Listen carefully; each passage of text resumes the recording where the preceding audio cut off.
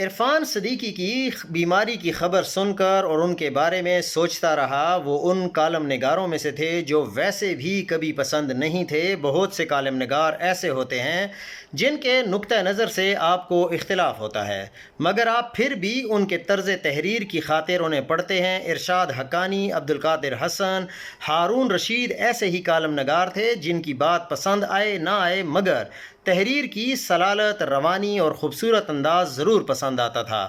عرفان صدیقی کا انداز مجھے ہمیشہ تصنع، بناوٹ اور آمد کی بجائے آورد کا نمونہ لگتا تھا۔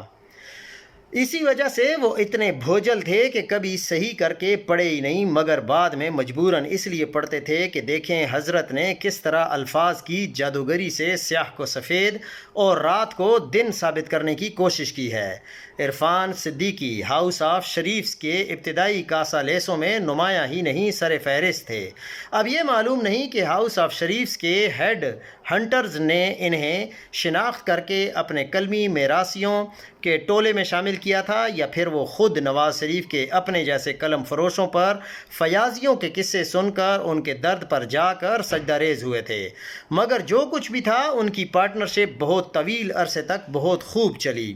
ہاؤس آف شریف سے اپنی طویل رفاقت کے دوران انہوں نے جس طرح اس خاندان کے سیاہ کو سفید، ان کے شرق و شرافت، ان کی غلاظت کو من و سلوہ ثابت کرنے میں تن من دھن لگایا، وہ ان کے بعد آنے والے خورشید احمد ندیم جیسے قلم اور ضمیر فروشوں کے لیے ایک بینچ مارک اور مشتعل راہ بنا۔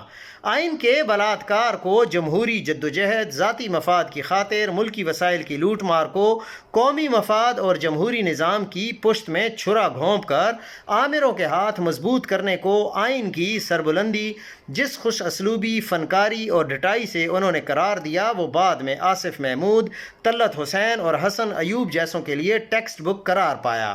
عرفان صدیقی جیسے کرداروں کو دیکھ کر مجھے ہمیشہ ڈاکٹر فاسسٹ کی کچھ یاد آتی تھی۔ جس طرح ڈرامے میں ڈاکٹر فاسسٹ جیسے عالم اور فاضل نے کچھ عرصے کے دنیاوی جاہ و حشم کی خاطر اپنی روح بیچ دی تھی، بیانیہ عرفان صدیقی سمیت بہت سے دانشوروں نے اپنی روح ہاؤس آف شریفز کے پاس گروی رکھوائی تھی، اور اس میں بھی کوئی شک نہیں کہ لوسیفر کی طرح ہاؤس آف شریفز نے بھی معاہدے کے اپنے حصے کی بہت خوب پاسداری کی۔